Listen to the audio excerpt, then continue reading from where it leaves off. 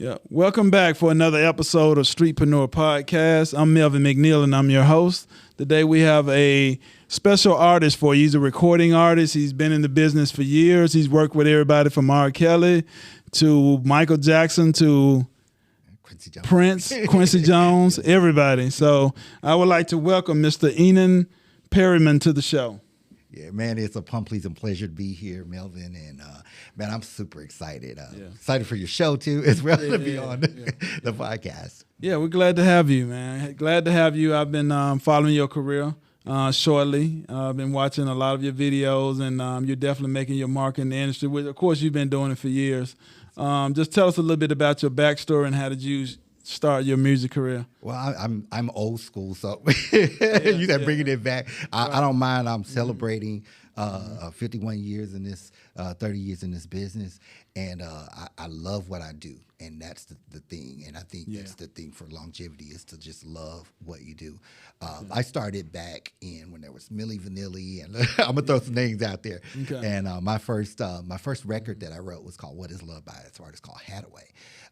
Went number one in 11 countries, which was my calling card, to the music industry. I was a young kid at that time, 23, just starting, and that's when we did things kind of the old way of doing artist development and the whole nine. And I'm just I've had a wonderful career. Like I said, I love what I've seen some icons in my time, come and go, and I'm still here standing. And it's just wonderful to be, still doing this. Yeah, and one thing about your music, it has that, like you said, that the gospel feel. Yeah. I hear the soul, of course, the R&B. Where does all that come from? Did you start it off singing in the church? I know that's a part of the background in it. So, here's the kicker behind it. This is the story behind everything, right? Right. My dad's a blues musician, rest his soul. The fantastic era where we lost him to COVID early when this all started. Right. And he was a blues musician, and my mom was a gospel singer. So my grandmother was like, "Okay, you came in the middle." Right. It's in your genetics, naturally. It's in genetics. So I'm a split between, and that shows in my music as well as my artistry. Is bringing the Mississippi Delta, because that's where my folks were from. Okay. And even though I was raised in California, it was really the best of both worlds. In California, I learned show business. Yeah. My roots is in the Delta, so I learned soul, gospel, and R&B, and putting those things together. So that was more of your formal training, or did you attend the School of the Arts? And did you enhance, that helped you enhance what you already were naturally gifted with, of course. Right, exactly. So how did that play a role in your the education and training that you received from your education? Yeah, Berklee College of Music, shouts out to them, and shout out to SAE, which I'm on the board of SAE now. Okay. When I kind of took a hiatus from music and went into education really seriously. Right. I think Lil Wayne did that little hiatus to go back and get those skills that he really needed. Right. Me myself as a business owner, I had to have those skills. So I acquired like 5 degrees, 2 PhDs on the course into coming back into the music industry. Like I said, when I started this, I was a young kid. You know what I mean? Right. And in this business, if you don't know the business, you're out there with the wolves. Yeah. Right. And so this was an opportunity, and then coming on board with Chicago executives and them giving me my own label here in Atlanta, Enin Music Group, was an opportunity to share with young entrepreneurs who don't know they're entrepreneurs and business owners with their brand as artists, to cultivate them and go back to the model of doing artist development, teaching them business models, LLCing, and making sure that they know that this is 80% business and 10% your talent. You know what I'm saying? Everybody wants to be owned, and I'm like, okay, we're going to put you on, but we're going to really put you on and teach you how to keep your money and how to, navigate these waters. As far as the music industry of today, we want to move forward. A lot of speculation R&B is dead. What do you think? We want to hear your opinion on it. Do you think the industry can make a comeback or evolve? Or is it a lack of artists? Or is it a lack of the record labels just not promoting that particular type of music? I'm going to tell you exactly, and I love this question because I get it all the time. R&B is not dead. What happened in the 80s, if you remember, is we evolved from the CDs or whatever to all digital. Yes. kind of hip hop kind of merged with R&B, and it kind of enveloped it, and we kind of forgot about it. So writers stopped writing.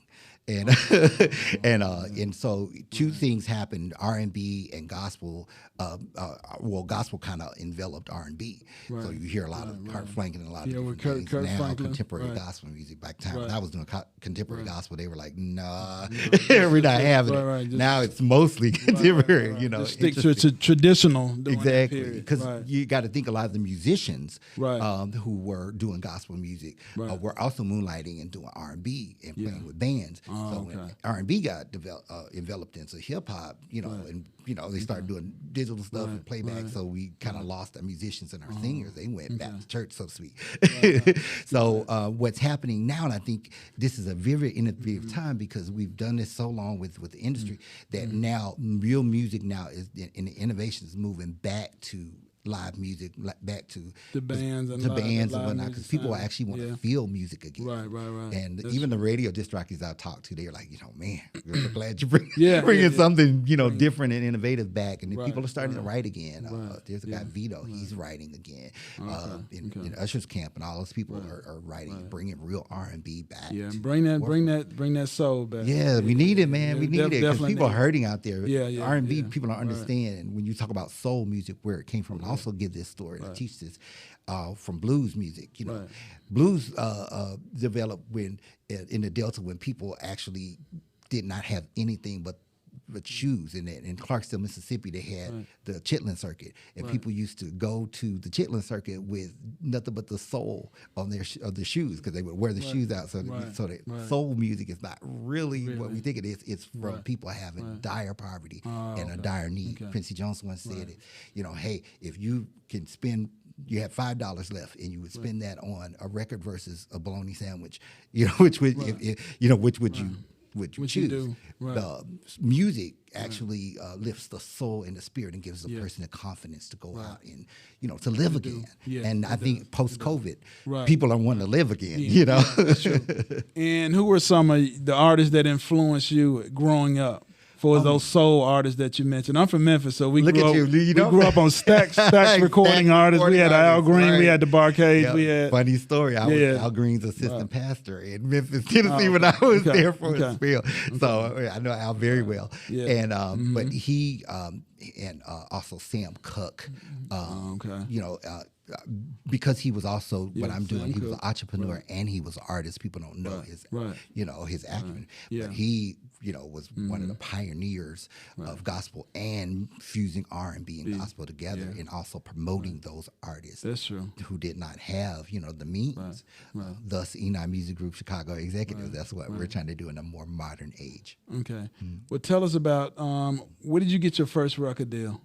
I got my first record deal. Going back to the first thing, I was in the military, and I'm ex-military. Hoorah for all those veterans out there. Army veterans. Army veterans, Frankfurt, Germany. And a lot of the artists like Chavelis and Kolsky, Music Factory, were recruiting artists from military at that time in Germany because it was easier, And so they had this thing, sort of like a military circuit where we would all perform at the NCO clubs and whatnot, and people would pick us up. Long story short, I got heard on doing karaoke at a live event. The guy gave me his card. He's like, come in for an audition for this new group that we're doing. Came in, they didn't like my voice for the new group, and I was like, oh Lord, here we go. And he was like, no, we want to sign you to a 360 now because your voice is too good for this group. And I was like, I don't see what he said, but but there I go, with my first record deal with Sony Makeup Music, doing techno. That was a really crazy deal because I was supposed to be coming in to do R&B, and I ended up doing techno after I wrote my first hit record, and they didn't want to hear nothing about R&B. They was like, keep this, man. This is what you're gonna do. So that was kind of out of your genre. It was out, and I loved what I was doing because it was music, but. Because it was a different market from what I was. The experience that you got piece. from it. Yes, so that piece, you learned a lot. I was like, let me get back to the States where I could do what what's in my soul to do. And it's really weird because what you're hearing or what you'll hear on my music on Music Group is all of that bent up energy waiting to just do real soul R&B again. So, So what made you go ahead and do the transition from being signed to a label into starting your own E9 Music Group? Well, what inspired you to start your own label? Going back to that 360 deal. I initially did like a breach of contract thing. I blackballed from the industry and that whole thing. And my management, who is now my boss and my partner, we renegotiated that whole deal. And now I'm back doing the same thing that I was doing. But they brought me in not only as an artist, but as a business owner, and to push this label and to give these guys some experienced coaching, if you will. We also have a reality show that we're going to do as well, to show people how this is done and how our model is working towards artists that are being developed. And that's under the Independent Artist label. Yes. Independentartistlabel.com. Shameless plug. And how many artists do you currently have signed? We have 27 independent artists that are in the mother label now. Atlanta, I've only got 7. That's because I'm real selective. I'm looking for commodities, people that want to bring back something to their specific genre, whether it was gospel, soul, R&B, rap, but they want to do something just that's going to impact their particular brand and not be like everybody else. But, so under that label, you sign all genres? All genres. Everybody from hip-hop, gospel, country, rock. If you got something different and you feel like you got what it takes and you're independent artist, come on. Okay. So as of what are some of the startup costs that you had to endure when starting your own label? Well, man, this is crazy because our label is like self-invested. So instead of me just going to Tahiti on a vacation, what I'm saying, and spending money frivolously, I was like, this has been my dream, not only to revanish my career and to bring something back to my genre, but also to start a label that will help young entrepreneurs that are coming into the business. So everything that I got, man, royalties, residual check, I put it into my portion of the car to lead by example, because it takes money to make money. So, I started off, I can safely say that. So I started off putting about $150K into my own career and starting this label. The label met me where I was, and we came into a partnership, and make it happen. The icing on the cake is we got selected for Collision this year. So I'm really excited about that. These are billionaires with them, real money that can really invest. Let's touch on contracts. What are some of the important things that new up and coming artists need to know about contracts? What do you consider a good contract versus a bad contract? Bad contract. Please read. read the fine print. Get your attorney or entertainment attorney, not just any. Not just any attorney. Know the specific attorneys that you will need in this industry, especially because, like I said, that's how I had to renegotiate my way out of, because 360s are very, very hard to get out of. They are. They're thick because a reason, they cover all, and it's to support the individual label itself. So in contracts, make sure you read them, make sure, and it's a myth out there that you do not need a record label, and they're obsolete and all of this now that's being preached. Yes, you do. Unless you're a millionaire and you got it in your pocket right now to spend, no, you do need a partner in some capacity, which is why we're doing this a little differently, to come in with a reasonable package for the artists to cover all the things that they need: marketing, branding, all the building their fan base. Because a lot of people come in with like 1,000 followers or whatever, and they think they own. No, it's deeper than that. And this is a numbers game, so you must have those numbers to build, and you've got to spend that in order to get the numbers. That's How important is touring?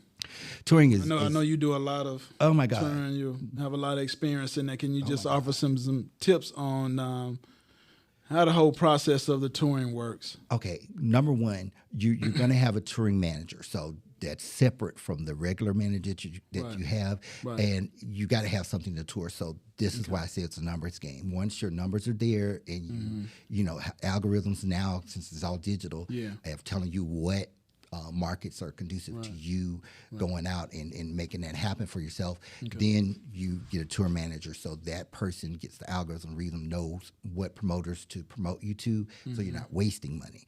So who's it? Joe Cocker did a whole 80-something city tour and had like 3 cents to his name after the tour, because you got to manage it. It's like any other business. But after that, this is really how artists make their money. People don't understand. They're like sitting there waiting on a record deal, and it's going to take 3 or 4 years for you to get your royalties. Does the record label get a percentage of your touring? The touring only the promotional, stuff, because you're promoting. You're supposed to be promoting your records, and you know, of course, you're going to benefit from the sales. The label's going to benefit from sales as well, which behooves them to partner with you to make sure that it happens. Tell us about your latest project, Pandemic. Pandemic, Past, Present, and Future. I'm Pandemic. super excited about it. I was, man. You know what? Y'all was locked down. A lot of you got married. Folks, you realize, like, whoa, who is this? Tell us about the streaming process. Over 4 million. Yes, 4 million stream. How did that happen? We, like I said, innovations, which is why we were selected for Collision. We have an awesome marketing team who work there, hiding off during the pandemic. We were stuck inside. I was like, okay, so let's work. You know, these are young guys. No, these are staying at home, relaxing. That piece. Like, I'm still learning how to use the apps, and they're like, oh, just do this, whatever. So we put all with of that our 4 million streams from Spotify and Apple, also other other platforms as well. And that was just just with huge, Spotify, man. but we didn't get the numbers for the rest of the platforms that are out there. When I saw that, I was blown away. Yes, man, right here in Atlanta. I did it from my home. Because we were on lockdown. And when I wrote Pandemic, Past, Present, and Future, obviously, I was sitting at home going like, you know what? We got to find a way. We can't tour right now. We got to find a way to tour, still make money, and still promote the project and bring. And luckily, what it did is set people at home, and people were listening to music and watching TV. So our industry was still going. So that inspired you. Just that overall pandemic situation that inspired you to come with the title and that piece, along with infusing and bringing real R&B soul back to the market, and something that people could relate to. Because if you listen to Pandemic, it's a great song. The lyrics, man, 20 Rock, you rock, let's get it. You've been down too long. All of that's relatable. And I'm like, I'm sure that's contributed to. I'm sure that played a role in why it got so many listeners. Right, because it was so realistic. Yeah, and it's still people are listening to it today. It's one of the, it's like a Frankie Beverly and Mays kind of tune for the barbecue and stuff like that. And I thought, let's bring original tune back that still has that same mantra. And I studied him to find out how Frankie Beverly and Mays were still able to remain viable. Timeless music. And timeless and classic. Man. I don't care what generation it is. They always you always can do a Mays concert and it's going to sell out. Because I was back there the first. Same way with Anita Baker. Yes, exactly. Yeah, Sade is the same way. Same way. Classic, timeless music. And I just want that to happen again for our young people to discover that they can make classic music as well. You don't have to just, do what everybody else is doing on the radio. Be authentic and individual and have something to offer. Your genres, So how do you think these platforms have changed the music industry compared to when you first started your career early on? Wow. You don't have to work as hard. Well, these people, I'm grinding. Like, what? You grinding, you're at Tower Records signing a million autographs and then have no sleep and have to get up and do it all over again. You were doing in-stores that piece, then. yes, sir. And, I'm sure a lot but of now they're all on their phones doing it from the deal and interacting with fans. We that's one of our key successes is to interact with on your Instagram, your Facebook fans. So you're still going to radio stations doing promos? Yes, we still do it the old-fashioned way, but then on top of that, we're adding the work ethic.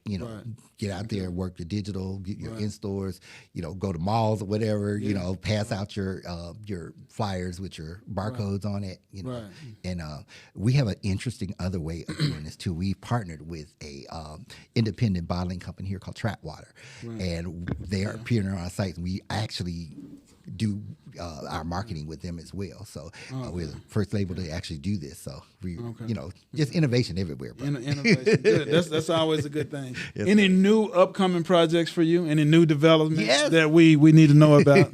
Briefly tell us about your I was next writing upcoming. my tootie off, man. Right, we have right. Purple Love coming in 2023 this year, right? The first single is already at 300K called In the Meantime. We got a video that's following that featuring the incomparable Miss Jazz here in Atlanta. And I'm super excited because that's R&B to its core. And they finally let me put a record out that, I'm saying, yeah, this is the one right here. Do you feel like you've done your best body of work so far, or is it still more left to do? It's more left to for go. for Enin. Yeah, it's more left because this is my first. I don't use autotunes because I can actually sing. So no dig at people that don't use it. I'm a trained singer. Shots fired. But all right. bam, do it that what you will. Right. But yeah, I actually did do some Afrobeat using autotunes this time, but we kind of connected autotunes and real vocal sound together so that people can see that it's still viable, but it's viable also if you sing. So that's going to be an interesting concept on this new record. I'm so excited to put it out. When is it coming out again? Is there an official date? You don't have a set date yet. The Purple Love is going to be this fall. We're going to drop this fall. And this is a double CD, 20 songs. And they all hits, I promise you. All right. Well, we look forward to it. Yes, Definitely sir. look forward to it. Right. Can you leave us any motivation tips or any advice tips for those who are interested in getting in the music business? Yes. Number one, be your authentic self. Okay. Know what you want, know your goals, accumulate as much know your crafts, as much education as you possibly can about your craft. Attend Full Sail, any of these schools, Berkeley College of Music, shout out my alma mater. And all of these places are just going to make you a better entrepreneur, business owner, and a better artist. Okay. Contact information. How can they reach out to you for collaboration, for concert appearances, or? Yes, please visit our website at www.independentartistlabel.com. That's www.independentartistlabel.com. Go to the bottom, fill out the form, say, hey, I heard this guy on Melvin. Right. Be sure you put that, right? And also follow his podcast. And let us know that you're interested in, we'll schedule a consultation, or you can book any of our artists, including myself, on that same website. Okay. And where can they buy or stream your music? Anywhere, man. Apple Music, wherever you stream your music in. Right on. When you get Beyonce, go on, hit Enin Perryman. That's ENIN, the number 9 spelled backwards, PERRYMAN. Okay. So thank you for being our guest today on the Streetpreneur Podcast. I wish you much success in your music career. Thank you, sir. And continue your education platform of helping independent artists as well. And thank all of my listeners for watching today. Tune in for another great episode here on the Streetpreneur Podcast. You never know who's stopping by to deliver you with business information and great industry news. And thank you for coming out. All right.